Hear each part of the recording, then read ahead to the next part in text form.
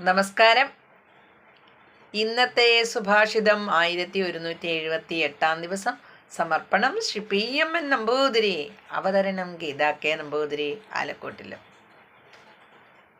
ശ്രുതവൃത്തേ വിദിത്വാസ്യ വൃത്തിം ധന്യം പ്രകൽപ്പയേത് സംരക്ഷേത് സർവദശ്ചന്യം പിതാപുത്രമിവൗരസം.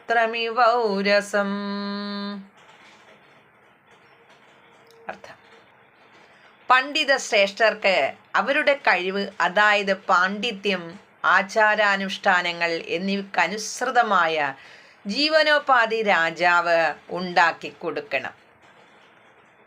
പുത്രനെ പിതാവ് എപ്രകാരം പാലിക്കുന്നുവോ അതുപോലെ സംരക്ഷിക്കുകയും വേണം.